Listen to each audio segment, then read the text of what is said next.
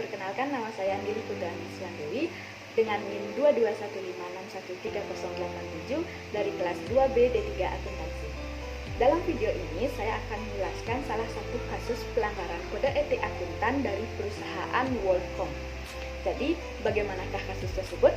Langsung saja kita ke isi video ini. Oke, kita langsung saja ke materi presentasi di video ini, yakni kasus WorldCom.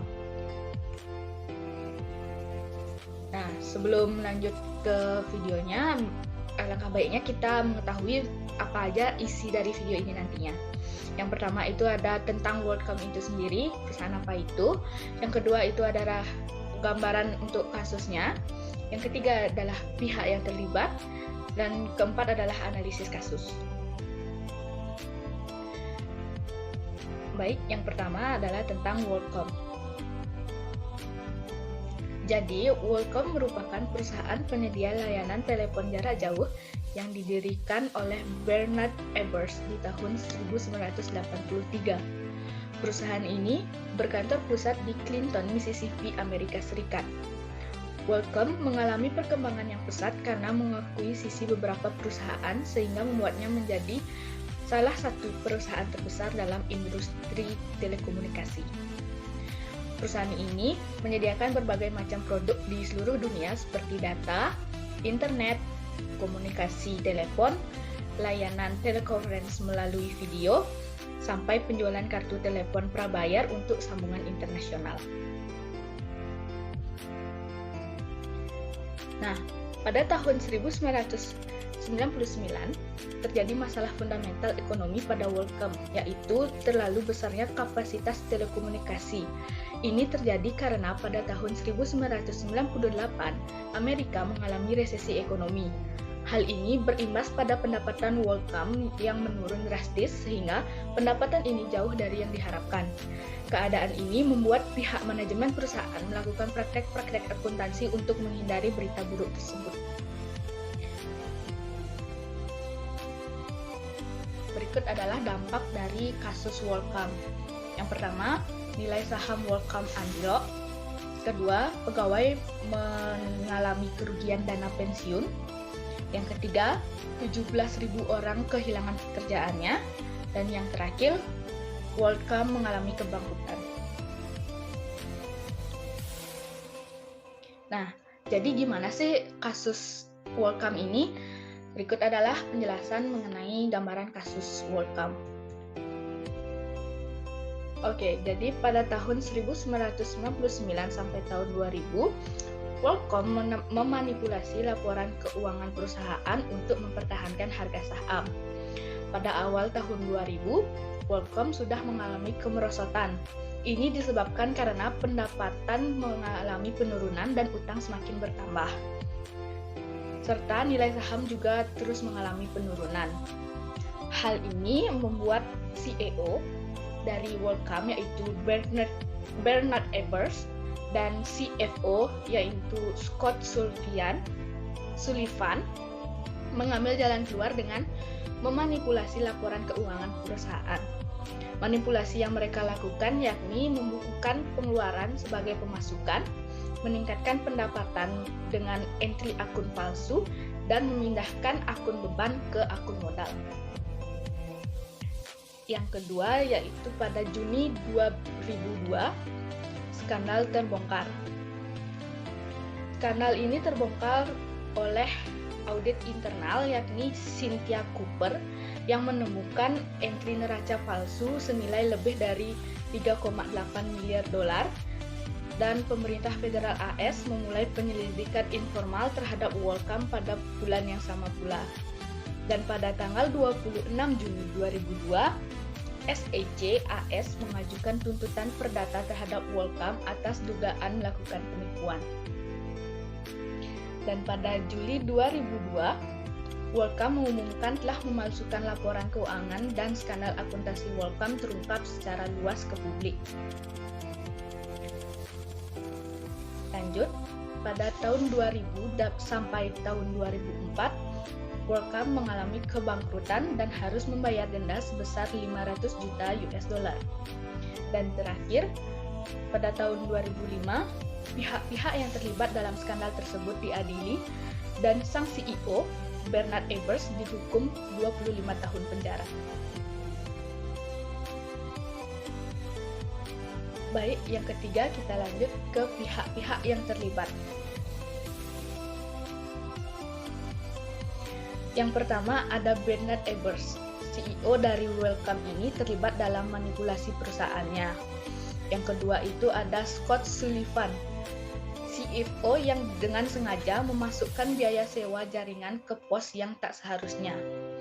Dan ketiga ada David Mayers, seorang auditor senior yang ikut serta dalam manipulasi laporan keuangan. Dan keempat ada Cynthia Cooper, yakni seorang auditor internal yang merasa ada masalah dalam laporan keuangan perusahaan. Dan yang terakhir, Arthur Andersen. Ya, Arthur Andersen, KAP yang terkenal dalam kasus Enron juga terlibat dalam kasus Wellcome ini. Auditor eksternal Arthur Andersen mengetahui adanya manipulasi laporan keuangan perusahaan dan ikut serta dalam manipulasi tersebut. Sebagai auditor eksternal, ia menyetujui tindakan manipulasi ini karena pertama, tidak adanya integritas dalam praktikum Arthur Andersen, dan kedua, adanya hubungan antara Arthur Andersen dengan Sullivan dan Mayers yang merupakan mantan pekerja di KAP-nya. Arthur Andersen menyulap biaya yang seharusnya merupakan biaya operasional yang akan mengurangi pendapatan menjadi biaya investasi. Baik, materi yang terakhir ini analisis kasus. Jadi di materi ini kita akan menganalisis kasus dari Wellcome tersebut. Yang pertama, prinsip dasar etika yang dilanggar dari kasus Wellcome ini. Yang pertama itu ada integritas. Wellcome memanipulasi laporan keuangan yang harusnya disampaikan dengan sebenar-benarnya tanpa ada yang ditutup-tutupi. Yang kedua, objektivitas. KAP mendukung manipulasi laporan keuangan perusahaan karena orang perusahaan tersebut adalah mantan karyawan KAP-nya. Dan terakhir, Wellcome melanggar prinsip dasar perilaku profesional. Ini dapat dilihat bahwa perusahaan Wellcome dan KAP melanggar perilaku profesional karena mementingkan kepentingan pribadi dan melakukan manipulasi terhadap laporan keuangannya. Baik, berikut adalah seksi yang dilanggar dari kasus Wellcome. Yang pertama itu ada seksi 100, yakni kepatuhan terhadap kode etik. Yang kedua, ada seksi 110 dengan subseksi 111, yakni integritas. Manajemen Wellcome melanggar prinsip integritas dengan melakukan manipulasi laporan keuangan dan pemalsuan dokumen untuk menyembunyikan kerugian perusahaan. Yang ketiga ada seksi 110 dengan subseksi 112, yakni objektivitas. Auditor eksternal Wellcome gagal menjaga objektivitas mereka dalam pemeriksaan laporan keuangan. Mereka tidak melaksanakan tugas mereka secara independen dan gagal mengungkap praktik akuntansi yang tidak etis. Dan yang keempat ada subseksi 115, perilaku profesional. Manajemen Wellcome dan auditor eksternal Arthur Andersen melanggar prinsip profesionalisme dengan terlibat dalam praktik akuntansi yang melanggar etika. Mereka tidak bertindak dengan kecakapan dan keahlian yang diharapkan dari seorang akuntan publik. Dan yang kelima ada seksi 210, yakni penyusunan dan penyajian informasi. Wellcome melanggar seksi ini dengan menyembunyikan biaya-biaya operasional perusahaan dan transaksi yang sebenarnya terjadi. Praktik ini menyebabkan informasi yang penting untuk pengambilan keputusan tidak diungkapkan secara transparansi dalam laporan keuangan. Dan yang terakhir, seksi 240, yakni kepentingan keuangan, kompensasi, dan insentif yang terkait dengan pelaporan keuangan dan pengambilan keputusan. Wellcome melanggar seksi ini dengan memanipulasi laporan keuangan untuk menginflasi pendapatan perusahaan secara artifisial.